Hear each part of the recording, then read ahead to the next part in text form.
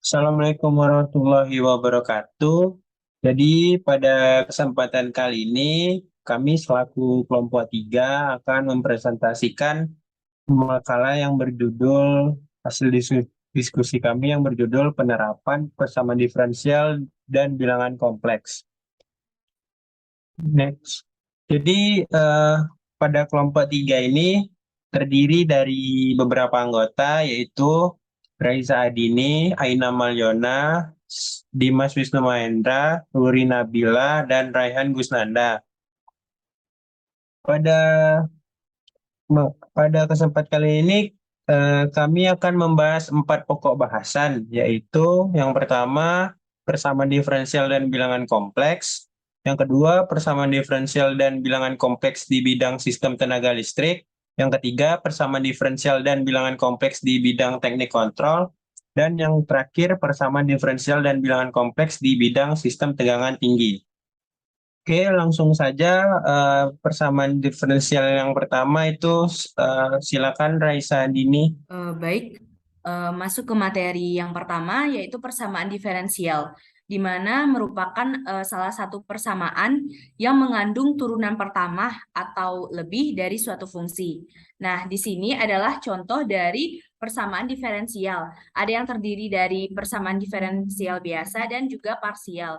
Untuk contoh yang pertama, itu merupakan persamaan diferensial biasa tingkat 1 pangkat 1. Untuk contoh kedua, itu merupakan persamaan diferensial biasa juga tingkat 3 pangkat 1, dan yang ketiga persamaan diferensial biasa tingkat 2 pangkat 3. Nah, untuk contoh yang keempat ini merupakan bentuk dari persamaan diferensial parsial tingkat 2 pangkat 1. Untuk bilangan kompleks merupakan himpunan bilangan terbesar di matematika yang secara umum itu terdiri dari bilangan real dan imajiner. Apabila komponen X itu sama dengan 0, maka bilangan kompleks tersebut dikatakan bilangan imajiner murni. Namun jika Y-nya sama dengan 0, maka bilangan tersebut merupakan bilangan real yang terletak pada sumbu bilangan real. Untuk bilangan imajiner ini didefinisikan dengan J sama dengan akar dari -1. Nah, di sini ada penerapan dari persamaan diferensial pada tenaga listrik. Secara umumnya, sistem tenaga listrik itu dapat dikatakan terdiri dari 3 bagian utama, yaitu pembangkit tenaga listrik, penyaluran tenaga listrik, dan distribusi. Di sini saya menggunakan contoh yakni drop voltage atau drop tegangan, di mana termasuk dari bagian distribusi. Ini merupakan gambarnya, diketahui drop tegangan yang melalui sebuah resistor, kapasitor, dan induktor itu secara berurutan adalah RI, 1 per C kali Q, dan L kali DI per DT. Di mana Q ini merupakan muatan yang ada pada kapasitor. Drop tegangan sepanjang GGL itu dilambangkan dengan min ET. Oleh karena itu, ini berhubungan dengan hukum Kirchhoff, di mana di sini persamaan diferensial itu digunakan. Rumusnya adalah RI ditambah 1 per C kali Q tambah L per DI per DT kurang dengan ET sama dengan 0. Nah, di mana hubungan antara I dan Q ini, I ini merupakan dQ per DT, sehingga DI per DT-nya itu menjadi D kuadrat Q kali DT kuadrat. Ini merupakan bentuk substitusi dari rumus yang tadi. Next. Nah, langsung masuk ke contoh soalnya. Di sini ada sebuah rangkaian seri yang memiliki electromotive force, yaitu sebesar E sama dengan 100 sin 40T. Untuk resistornya itu nilainya 10 ohm, induktornya 0,5 Henry, dan arus awalnya diketahui 0. Di sini tentukan arus pada saat T-nya itu besar dari 0. Maka bisa digambarkan seperti gambar berikut, dan kita kembali gunakan rumus yang tadi, yaitu rumus hukum Kirchhoff, di mana yang diketahui di sini adalah R dan L-nya. Untuk resistornya RI sama dengan 10I, untuk induktornya L DI per DT itu menjadi setengah DI per DT karena 0,5 Henry, dan untuk kapasitornya itu bernilai 0. Maka ketika kita substitusikan ke dalam rumusnya, maka menjadi setengah DI per DT tambah 10I sama dengan ET. ET-nya itu dipindahkan ke ruas kanan jadi 100 sin 40T. Nah, dikali semuanya itu dikalikan dengan 2 sehingga menjadi DI per DT tambah 20I sama dengan 200 sin 40T. Faktor integrasinya dari persamaan berikut adalah E pangkat integral 20 DT sama dengan E pangkat 20T. Nah, jadi ketika kita substitusikan faktor integrasi tadi ke persamaan yang sudah didapat, maka menjadi E pangkat 20T kali DI per DT ditambah dengan E pangkat 20T kali 20I. Sama dengan E pangkat 20T dikali dengan 200 sin 40T. Nah, didapatlah D per DT kali E pangkat 20T sama dengan 200 E pangkat 20T kali sin 40T. Nah, ketika sudah kita integralkan kedua ruas tadi, maka kita bisa mendapatkan nilai persamaan dari arusnya, yakni I sama dengan 2 sin 40T kurang 2 cos 40T tambah CE pangkat min 20T. Di sini kita misalkan itu kondisinya jika T-nya sama dengan 0, maka didapatlah untuk C-nya itu sebesar 4. Nah, di soal kita diminta untuk mencari T-nya jika besar dari 0. Maka kita substitusikan ke persamaan yang sebelumnya dengan menggunakan C-nya sama dengan 4, maka didapatlah persamaan arusnya I sama dengan 2 akar 5 sin 40 ditambah V ditambah dengan 4E pangkat min 20T. Nah, di sini untuk nilai V-nya itu didapat arkos tangan dari 1 per akar 5. Itu sekitar nilainya min 1,11 radian. Sehingga arus pada T besar dari 0 adalah I sama dengan 2 akar 5 sin kali 40T dikurang dengan 1,11 ditambah 4E pangkat min 20T. Sekian jawaban dari soal mengenai drop tegangan.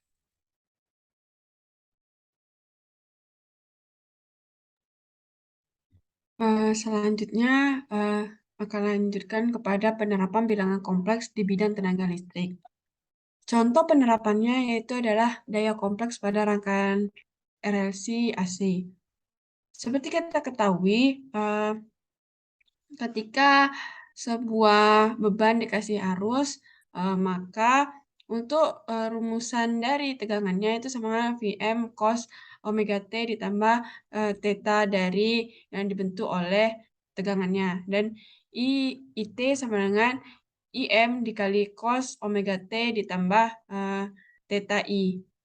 Nah, maka jika kita ubah ke dalam bentuk fasor, yang dimana ini adalah salah satu pengaplikasian dari bilangan kompleks, yaitu mengubah ke dalam bentuk fasor, maka tegangannya bernilai sama Vm dengan sudut yaitu theta V, dengan I sama dengan IM dengan sudut theta I. Nah, rumus dari daya kompleks sendiri yang diserap oleh beban si AC tadi itu tuh dapat kita rumuskan sebagai S sama dengan setengah dari V dikali I. Makanya jika kita asumsikan kalau menggunakan nilai RMS, maka S sama dengan VRMS I RMS, di mana VRMS sama dengan V per akar 2 atas sama VRMS dengan sudut theta V. IRMS sama dengan I per akar 2 atau sama dengan IRMS dengan sudut I theta I. Nah, dari nilai VRMS dan IRMS kita substitusikan, maka didapatkan rumus S itu sama dengan VRMS kali IRMS cos theta V dikurang theta I ditambah J VRMS IRMS sin theta V dikurang theta I. Nah, di sini untuk pada yang pertama itu dibilang bilangan real, sedangkan yang dilambangkan dengan huruf J itu merupakan bilangan imajiner. Makanya daya kompleks ini dibilang kalau dia itu termasuk ke dalam bilangan kompleks. Selanjutnya, kenapa dia bisa bilangan kompleks? Karena beban pada angka yang tersebut berbentuk bilangan kompleks, yaitu R ditambah J kali X. Makanya untuk nilai P atau daya nyata itu tuh adalah bentuk dari bilangan real pada daya kompleks, dan Q atau daya semu itu adalah bilangan imajiner pada daya kompleks. Selanjutnya itu adalah teknik kontrol. Di sini yang pertama itu penerapan persamaan diferensial di bidang teknik kontrol. Contoh penerapannya itu adalah pegas pada sistem bergerak. Nah, kalau kita ketahui ketika pegas diberi gangguan, maka dia akan berlaku hukum Newton 2, yaitu F sama dengan M dikali A. Nah, di sini pada kasus ini ada 4 gaya. Yang pertama, gaya yang dipengaruhi gravitasi, yaitu Fg sama dengan M dikali G, di mana gaya ini selalu menuju inti bumi. Terus ada lagi yang namanya gaya pegas, di mana Fs sama dengan min K dalam kurung Y ditambah delta L. Dan untuk gaya redam sama dengan min D dikali dy per dt. Dan ada lagi yaitu gaya dari luar atau gaya eksternal. Nah, berdasarkan hukum Newton 2 tadi, maka sigma F sama M dikali A, di mana A-nya itu adalah turunan kedua dari Y. Dan ini merupakan persamaan diferensial orde 2. Jika kita substitusikan nilai gaya-gaya 4 tadi, maka sama dengan Mg ditambah minus K, Y ditambah delta L dikurang D dikali dy per dt ditambah Ft. Nah, sama dengan M dikali turunan kedua dari Y. Namun ketika dia dalam kondisi setimbang, Mg itu sama dengan K dikali delta L. Maka ketika kita substitusikan, maka didapatkan untuk persamaan diferensialnya itu turunan kedua dari Y ditambah D per M dikali dy per dt ditambah K per M dikali Y sama dengan Ft. Nah, ini merupakan penerapan dari persamaan diferensial orde 2.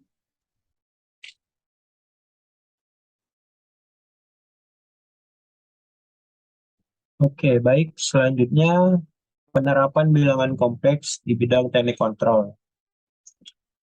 Yang seperti kita ketahui kan di bilangan kompleks di sistem kontrol tuh ada yang namanya indeks performansi. Itu merupakan suatu persamaan matematik yang menggambarkan kualitas performansi dari sebuah sistem kontrol tersebut.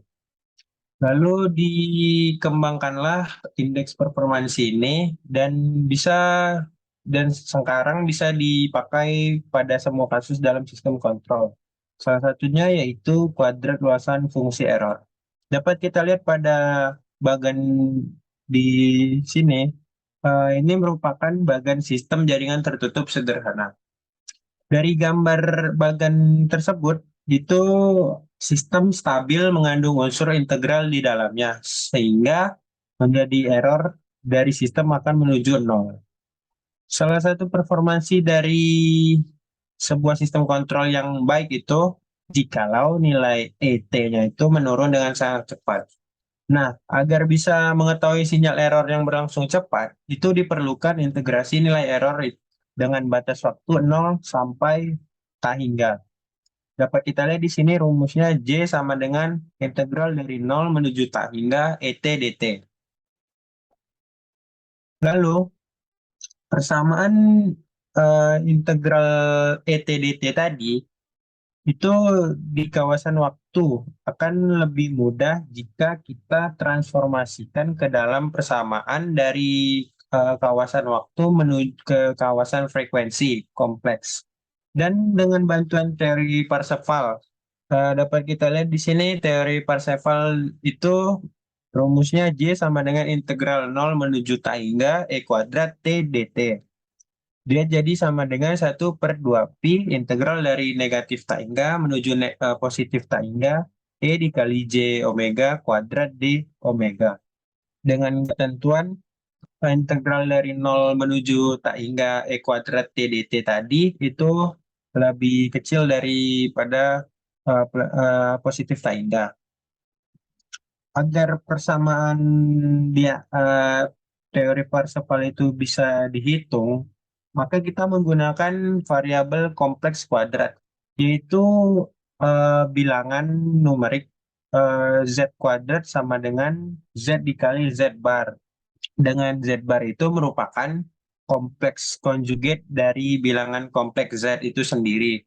Konjugasi dari variabel kompleks E J omega itu bisa kita dapatkan jadi sehingga rumus ini J sama dengan integral dari negatif tak hingga menuju tak hingga E dikali J omega dikali dengan E min J omega D omega.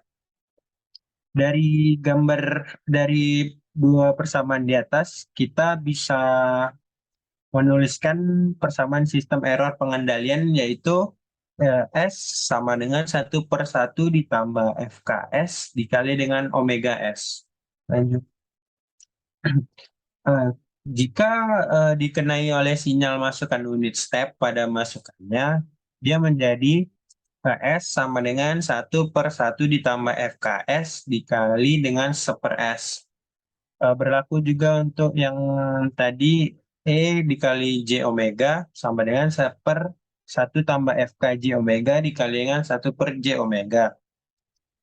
Sehingga dioperasikan tadi didapatkanlah J sama dengan 1/2 pi integral dari negatif tak hingga menuju positif tak hingga C J omega dikali dengan C min J omega per D J omega dikali dengan D min J omega kali D omega. Jadi pada saat yang dikenai oleh sinyal masukan unit step pada masukannya itu variabelnya tadi diganti dengan variabel kompleks. Lanjut. Selanjutnya, saya akan menjelaskan tentang sistem persamaan diferensial di sistem teknik tegangan tinggi. Nah, di sini di persamaan diferensial teknik tegangan tinggi, penerapannya itu contohnya salah satunya yaitu pemanasan pada sekring listrik. Nah, sekring listrik ini adalah perangkat sederhana untuk melindungi peralatan listrik atau sirkuit dari kelebihan beban dan kemungkinan kerusakan setelah kegagalan satu atau lebih komponen dalam peralatan. Nah, sekring ini biasanya adalah panjang pendeknya kawat tipis yang mana arus listrik menyatakan aparat yang mengalir. Nah, jika aparat gagal sedemikian rupa untuk menarik arus yang meningkat dengan bahaya, kawat sekring ini akan memanas dan akhirnya meleleh sehingga memutuskan sambungan komponen dari sumber. Biasanya ini disebut dengan korsleting. Nah, untuk merancang sekring yang tidak akan gagal selama penggunaan normal, tetapi yang akan beroperasi dan cepat kondisi normal, kita harus memahami pemanasan kawat tipis yang membawa arus listrik. Nah, pemanasan ini kita bisa menggunakan persamaan diferensial, yaitu persamaan yang mengatur pembangkit panas dan disipasi dalam kawat yang membawa arus listrik dapat dirumuskan sebagai, yaitu min K dikali Pi dikali R kuadrat D kuadrat T per dx kuadrat ditambah 2pi R kali H dikali T dikurang TE dipangkatkan alfa sama dengan hasilnya I kuadrat dikali P per Pi kali R kuadrat. Di sini K itu adalah konduktivitas termal dari bahan kawat, sedangkan R itu adalah jari-jari kawat, T itu adalah suhu dari kawat atau sekring, X itu adalah jarak dari kawat tersebut, sedangkan H itu adalah koefisien perpindahan panas, dan terakhir yaitu ada TE. TE itu adalah suhu lingkungan pada lingkungan sekring. I itu adalah arus, P itu adalah resistivitas kawat, sedangkan alfa itu adalah konstanta empiris dengan nilai sekitar 1,25. Next. Nah, persamaan diferensial di atas tadi menunjukkan keseimbangan dalam keadaan stabil antara pembangkit panas dan kehilangan panas. Bagian pertama dari persamaan menunjukkan transfer panas di sepanjang kawat, dengan konduksi bagian kedua dari persamaan adalah hilangnya panas dari permukaan kawat melalui konveksi, dan listrik ketiga adalah kenaikan panas di kawat listrik. Nah, jika kita misalkan tetanya itu T dikurang TE dan membagi dengan K dikali Pi R kuadrat, maka persamaan diferensialnya itu bisa kita substitusikan menjadi D kuadrat theta per DX kuadrat dikurang 2H dikali theta pangkat 4 per K dikali R. Didapatkan hasil persamaannya yaitu min P dikali I kuadrat per K dikali Pi kuadrat dikali R pangkat 4. Nah, dengan membiarkan panjang kawat sekring menjadi 2 alfa dan mensaklarkan variabel spasi jaraknya itu dengan mengatur jaraknya itu 2 dikali alfanya, maka jaraknya itu menjadi, kita substitusikan jaraknya itu 2 kali, maka didapatkan rumus persamaan diferensialnya menjadi D kuadrat theta per DX kuadrat dikurang 8A kuadrat H per KR dikali theta pangkat 4 sama dengan min P min 4 dikali A kuadrat dikali P dikali I kuadrat per K dikali Pi kuadrat dikali R pangkat 4. Next. Nah, kondisi batas adalah bahwa dua yang kawat itu berhubungan dengan terminal listrik di sekring disimpan pada beberapa suhu tetap. Nah, kita asumsikan bahwa suhunya itu sama dengan TE, maka didapatkan persamaan diferensialnya itu, persamaan lengkapnya menjadi D kuadrat theta per DX kuadrat dikurang 8 dikali A kuadrat dikali H per KR dikali theta pangkat alfa, didapatkan min 4 dikali A pangkat 2 dikali P dikali I kuadrat per K dikali Pi kuadrat dikali R pangkat 4. Jika tetanya 0, maka hasil persamaan diferensialnya 0, yaitu D theta per DX. Maka didapatkan hasil persamaan diferensialnya itu sama dengan 0. Sekian, terima kasih. Baik, selanjutnya itu pada bilangan kompleks, di mana pada rangkaian RLC diterapkan saat perhitungan-perhitungan pada rangkaian untuk mencari impedansi sebenarnya menggunakan bilangan kompleks. Dengan persamaan Z sama dengan R ditambah JXL ditambah JXC atau Z sama dengan ZE pangkat I theta. Untuk mengetahui apakah arus atau tegangan yang bergetar lebih dahulu, dapat digunakan hukum Ohm dengan I sama dengan V per Z sama dengan V kali O per Z E pangkat J theta min P. Yang dimana untuk contoh soalnya pada rangkaian RLC menggunakan bilangan kompleks.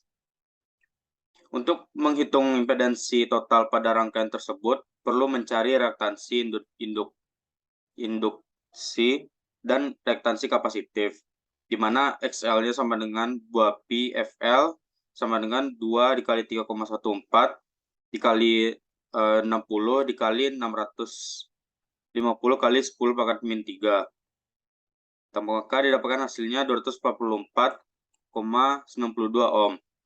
Dan untuk SC-nya sama dengan 1 per 2 PFC sama dengan 1 per 2 dikali 3,14 dikali 60 dikali 1,5 kali 10 pangkat min 6. Maka didapatkan hasilnya yaitu 1769,28 ohm. Setelah mendapatkan reaktansi induktif dan reaktansi kapasitifnya, dicari impedansi masing-masing komponennya. Yang pertama yaitu ZR sama dengan 250 ditambah J0 ohm, maka dapatkan 250 ohm. Untuk ZL-nya sama dengan 0 ditambah J 244,92 ohm. Untuk ZC-nya sama dengan 0 min J 1769,28 ohm. Next. Kemudian dapat mencari impedansi total dengan cara menjumlahkan semua impedansi di atas. Maka didapatkan Z totalnya itu 250 min J 1524,36 ohm. Apabila ditransformasikan ke bentuk polar, impedansi totalnya menjadi 1544,72 ohm dengan sudut 358,59 derajat. Kemudian, jika diketahui impedansi totalnya, kita juga dapat mencari total pada rangkaian tersebut. Dengan cara I total sama dengan V total per Z total. Maka didapatlah hasilnya 0,078 ampere dengan sudut min 358,59 derajat. Kemudian pada hukum Kirchhoff, dengan memakai hukum 1 Kirchhoff, kita dapat memahami bahwa arus yang melewati setiap komponen listrik dapat dilihat dalam rangkaian di atas adalah sama, sehingga IC sama dengan IL sama dengan sama dengan IR sama dengan 1. Jika dicerna dengan hukum 2 Kirchhoff, maka dihasilkan persamaan sigma V rangkaian sama dengan 0, sehingga Vs tambah Vl tambah Vr tambah Vc sama dengan 0. Dan Vc-nya sama dengan C integral IC R dt. Sehingga jika diganti ke Vc dan Vt, maka didapatkan Vmax cos omega T plus theta plus L dl per dt plus IR plus C integral IAT sama dengan 0. Lalu turunkan sekali terhadap T sehingga min Vmax sin omega T tambah theta ditambah L dl per dt kuadrat tambah R dl per dt ditambah A sama dengan 0. Kemudian d kuadrat L per dt kuadrat ditambah RDL per 2 dt ditambah C per L 1 kali L sama dengan Vmax omega sin omega T tambah theta. Kemudian persamaan yang telah didapat, jika dipecahkan dengan metode biasa akan rumit dan merepotkan. Untuk itu digunakan bilangan kompleks untuk memecahkannya. Dengan Vs ditambah Vl ditambah Vr ditambah Vc sama dengan 0. Ganti tegangan dalam bentuk fasor. Vs tambah omega WLJ ditambah IR ditambah 1 per J omega C sama dengan 0. Vs ditambah omega L J ditambah IR min IJ omega C per omega kuadrat C kuadrat sama dengan 0. Kemudian persamaan di atas sudah berbentuk fasor, maka dapat dianalisis secara aljabar tanpa perlu memakai persamaan order 2 yang sangat rumit. Sekian, terima kasih. Oke, baik. Terima kasih atas penjelasannya, teman-teman. Jadi pada sesi kali ini kita akan membuka sesi diskusi atau tanya jawab. Bagi teman-teman yang ingin memberikan pertanyaan, dipersilakan.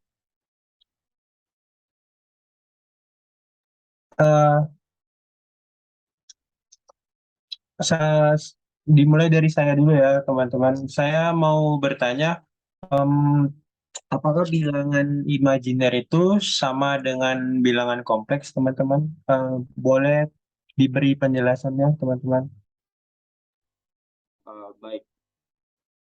Saya akan mencoba menjawab pertanyaan dari Wisnu. Jadi secara umum bilangan kompleks itu dapat dilambangkan dengan A ditambah IB. Dengan A dan B-nya itu merupakan bilangan real. Adapun yang menyebabkan bilangan tersebut menjadi bilangan kompleks yaitu keberadaan I-nya, atau dapat disebut dengan bilangan imajiner, yang berarti itu sama. Baik, terima kasih Rehan atas penjelasannya. Bagi teman-teman yang lain yang ingin bertanya, dipersilakan. Izin moderator, saya ingin bertanya mengenai bilangan kompleks lagi. Di sini, apakah angka 40 itu termasuk ke bilangan kompleks atau dia tetap tunggal bilangan real?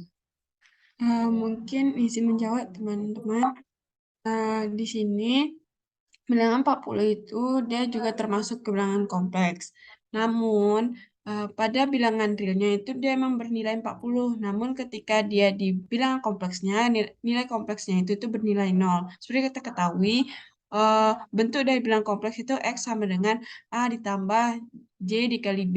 Nah, nilai B-nya ini yang bernilai 0. Makanya dia tetap termasuk ke dalam bilangan kompleks. Namun dia tetap tergolong ke dalam bilangan real. Mungkin cukup sekian kawan-kawan. Oke, baik. Terima kasih atas pertanyaannya Raisa dan jawabannya dari Aina. Bagi teman-teman yang masih ragu, boleh bertanya. Dipersilakan. Izin bertanya, ini masih seputar bilangan kompleks. Seperti yang kita ketahui, bilangan kompleks itu dia ada memiliki 3 bentuk, yaitu rektangular, polar, serta eksponensial. Nah, kenapa bentuk-bentuknya itu berbeda? Apa fungsinya? Kenapa nggak satu aja biar dia tuh yang biasanya kita gunakan tuh itu kan rektangular. Kenapa yang digunakan tuh malah 3 gitu? Mungkin dari teman-teman bisa dijelaskan. Oke, baik. Oke, saya akan menjelaskan pertanyaan Aina tadi. Kan pengoperasian perhitungan bilangan kompleks itu kan ada contohnya kayak tambah, kurang, kali, bagi. Nah, itu membutuhkan bentuk-bentuk yang berbeda-beda. Contohnya pada penjumlahan dan pengurangan. Bentuk yang bisa digunakan itu cuma bentuk rektangular, sedangkan bentuk lainnya itu tidak bisa dan bentuk lainnya itu harus diubah dulu ke dalam bentuk rektangular, baru bisa dioperasikan. Lalu pada perkalian dan pembagian, bentuk-bentuk yang tadi itu bisa digunakan semuanya. Tapi eh, kalau misalnya kita mau mencari operasi yang paling mudah, itu adalah bentuk polar. Sedangkan bentuk-bentuk yang selain polar itu membutuhkan operasi hitung yang lumayan rumit. Oke, baik teman-teman, apakah masih ada yang ingin ditanyakan? Izin bertanya, moderator. Tadi kan dijelaskan ya bahwa di sistem tenaga listrik itu digunakan model matematika. Nah, kenapa sih model matematika itu sangat penting gitu kan? Nah, tadi dijelaskan juga dalam contohnya itu ada drop tegangan. Nah, apa sih yang menyebabkan terjadinya drop tegangan tersebut? Sekian, terima kasih. Baik, Ruri, izin Raisa coba menjawab mengapa kita perlu menggunakan baik itu persamaan diferensial ataupun bilangan kompleks dalam model matematika, karena tidak semua pemodelan matematika itu bisa dipecahkan dengan aljabar yang biasa saja, sehingga kita butuh persamaan diferensial. Nah, contoh dari yang telah saya jabarkan tadi, di sana ada drop tegangan, di mana drop tegangan ini terjadi dalam bagian distribusi dari tenaga listrik. Terjadinya karena letak antara pembangkit dan gardu-gardu induk lainnya itu memiliki jarak yang biasanya relatif jauh, sehingga terjadilah drop voltage ini. Nah, untuk pada PPT tadi, drop tegangan itu terjadi di dalam rangkaian listrik yang tertutup atau loop, sehingga kita bisa menentukan dinamika arus listriknya itu dengan menggunakan persamaan diferensial, yakni DI per DT. Sekian, Ruri. Terima kasih.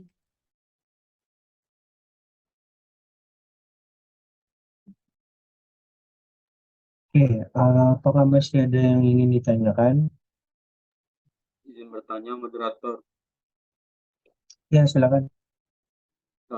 Tadi kan dijelaskan tuh dalam teknik tegangan tinggi, penerapannya itu dalam pemanasan sekring listrik. Nah, apa yang menyebabkan pemanasan sekring listrik dan apa fungsi sekring dalam aliran listrik tersebut? Izin moderator menjawab, moderator. Nah, di sini kan tadi penyebab sekring listrik di rumah itu kebanyakan korsleting ya. Nah, korsleting itu terjadi jika apabila ada kabel itu biasanya terkena air atau bisa korsleting itu lecet gitu atau kabelnya itu rentan terhadap lingkungan sekitar gitu. Nah, dari pengertian tersebut, fungsi sekring itu bisa digunakan untuk pelindungnya atau digunakan sebagai pengaman dari kabel tersebut supaya tidak terjadi korsleting. Sekian, terima kasih.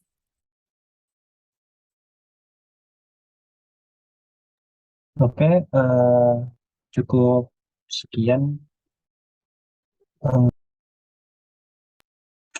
Cukup sekian, demikianlah berakhirnya pula presentasi dan diskusi yang telah kelompok 3 sampaikan.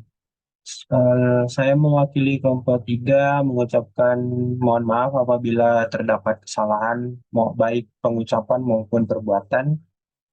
Saya sampaikan sekali lagi terima kasih dan Assalamualaikum warahmatullahi wabarakatuh. Waalaikumsalam warahmatullahi wabarakatuh.